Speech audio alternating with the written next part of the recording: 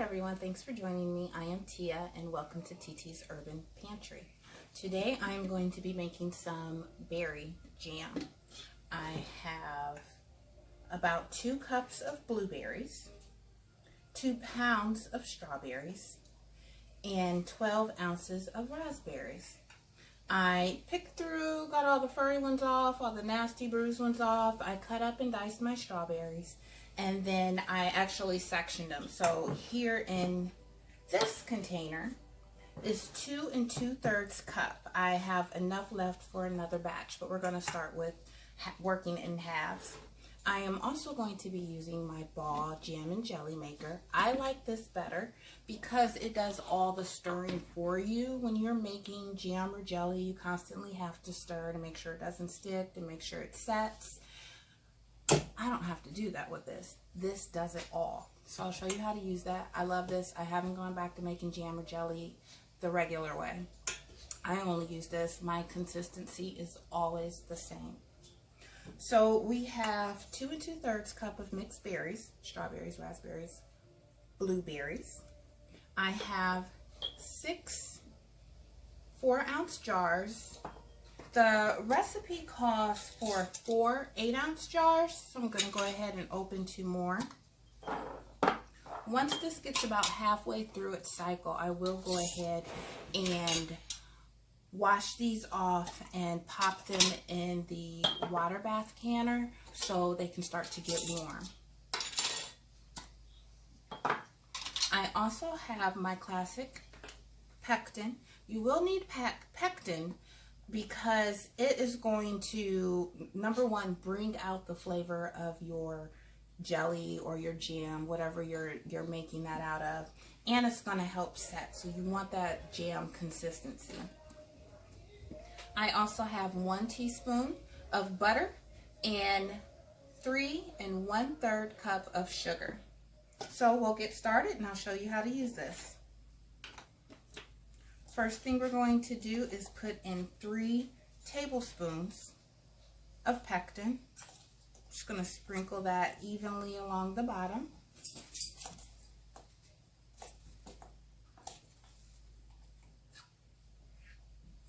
That's all you need. I have my berries here that have been mashed with my potato masher. You don't want them mushy. That's going to be more of a conserve. So you do want to keep some chunks in it. And also with the sugar and the heat, they will start to break down. So I think that's pretty good. So we will put in our berries. I'm excited to see how this is going to taste. I usually do strawberry and raspberries, but I came across some great blueberries and decided to see what we've come up with.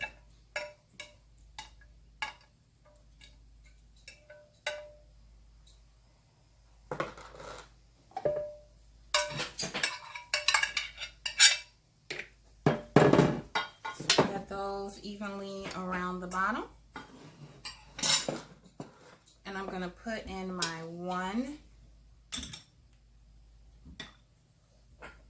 tablespoon of butter, put the lid on, then I will hit jam and enter. As you can see, it's starting to stir. In 4 minutes, it's going to beep at us, and that's when we'll add our sugar. Now, like I said, the recipe does call for 4 8-ounce jars. Those are the bigger jars. About 2 of those.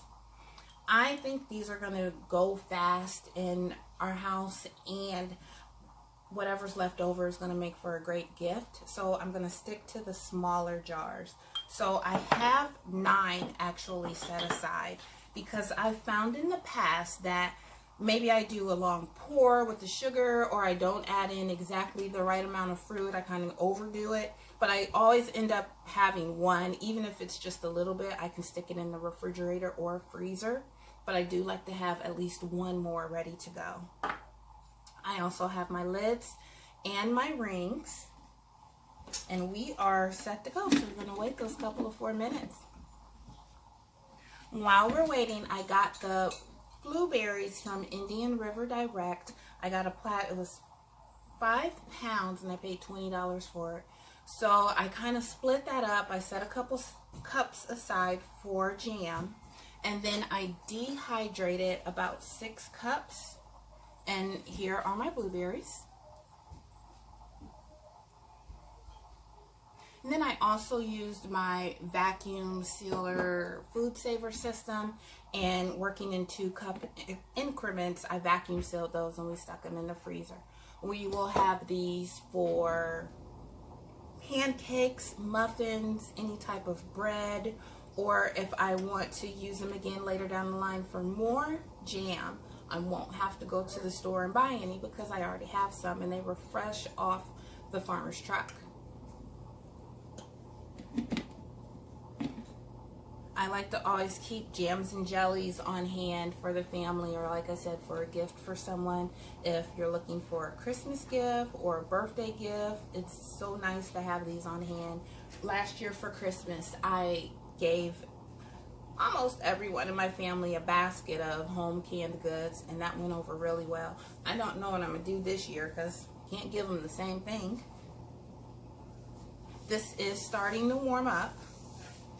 Still warm to the touch, so it's not too hot, but there is a heating element right here, almost like one of those like you see in the science classes, one of those heating pads or something. So that also stirs it and heats it up. This will get to boiling. Sometimes I like to help it along just to make sure it's not all in one spot. My butter is melting. I did add that teaspoon. Yes, teaspoon of butter, because that's going to help our end product with the foaming. With this constantly stirring, and it's about 25 minutes from start to finish, but with this constantly stirring, it is going to produce air into your final product. Because of headspace, you don't want to have too much air in it. It will offset your jars. It may cause buckling in your lid if you have too much headspace. So the butter helps with that foaming.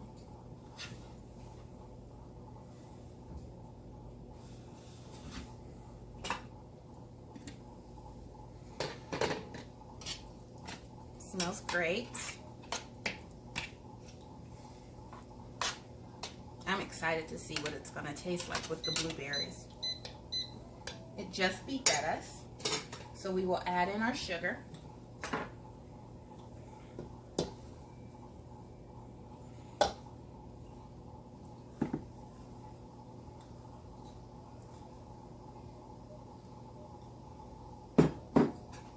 And like I said, I kind of like to help it along,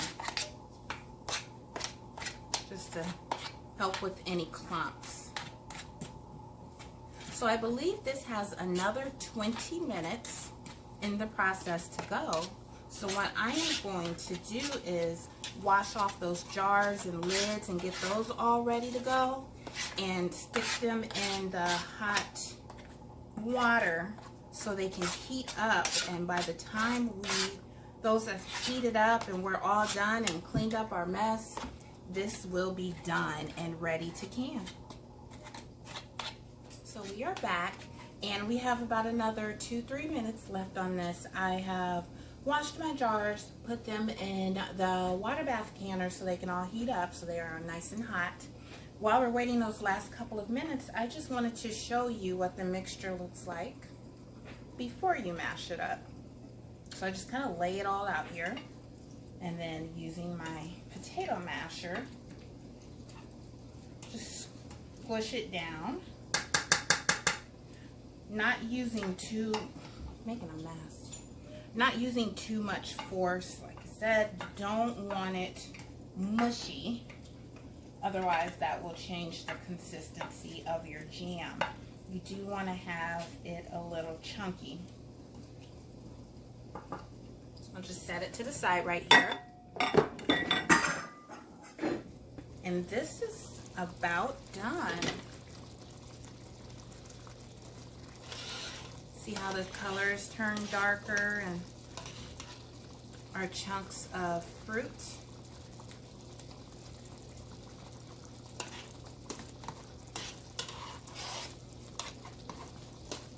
Nice and ready to go.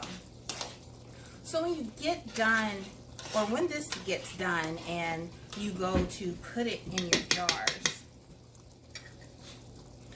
I prefer to have some oven mitts because this has heated up pretty hot.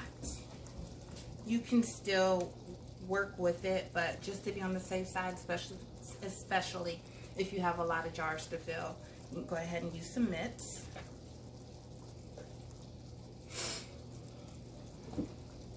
Looking at about another minute. I just love how it's all come together.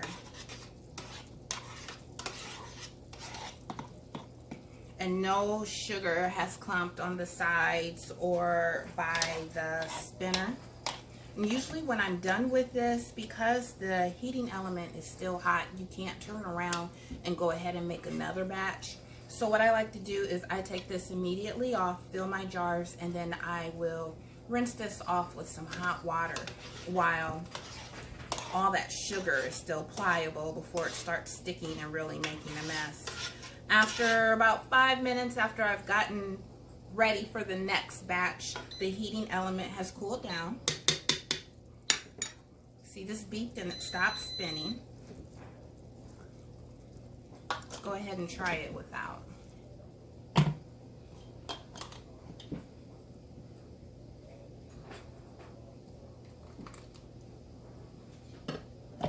But I will rinse all this off and get everything ready to go for the next batch. By the time this is done, because you're only going to let it process for 10 minutes, by the time it's done processing, it's ready for the next batch.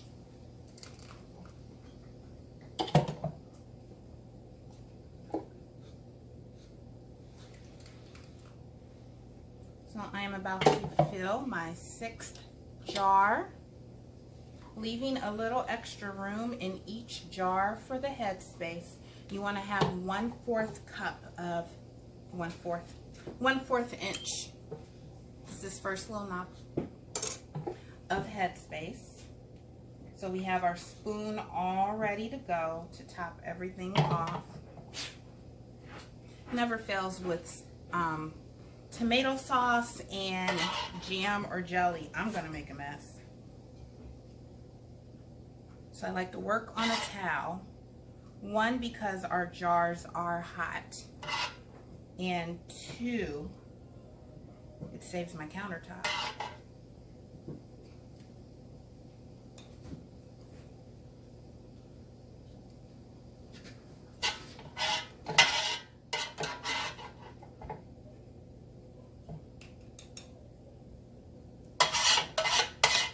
There's still plenty in here to top each off.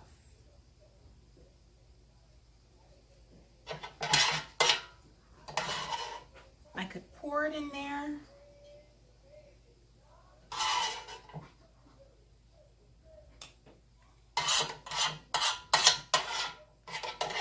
I could pour it in there, but sometimes I feel like I get more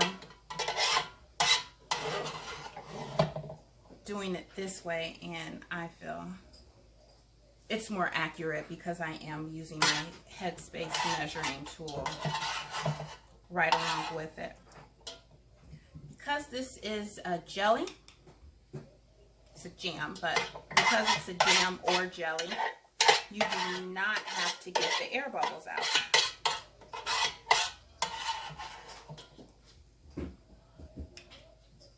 So we are good to go. I'm gonna have to clean all this, but that's fine.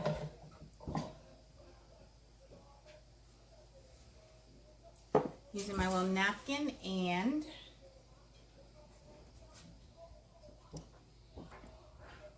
a little vinegar. I'm gonna clean around the edges. These are really hot, but you do want to make sure you get that rim clean, especially with that hot sugar.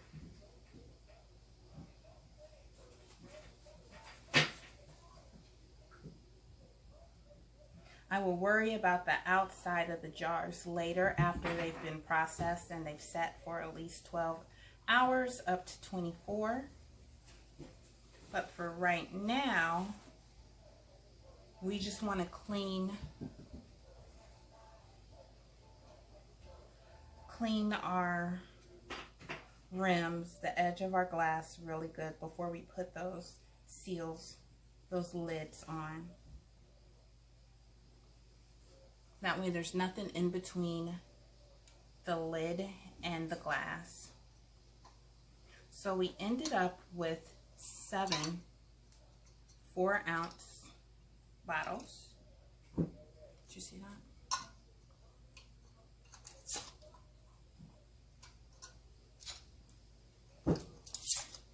That's 8.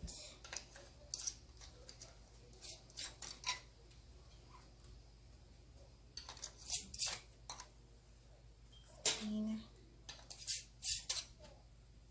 This makes 20 ounces plus another 4, so we ended up with 28 ounces from just half of our mixture, where I said it was 2 cups of blueberry, 2 pounds of strawberry, and 12 ounces of raspberries. I did purchase some blackberries, but when I went to clean them and everything, they were not looking good. So here's our jar, looking great. We are going to put this in the water bath canner, let it process for 10 minutes, and then we'll take them out, sit them on our counter, and we are good to go. Thank you for joining me. If you like this video, if you like this content, please like or subscribe. Please leave a comment if you have any suggestions, what you would like to see me do next, or how do I get to this point. Please let me know. Thank you and have a wonderful day.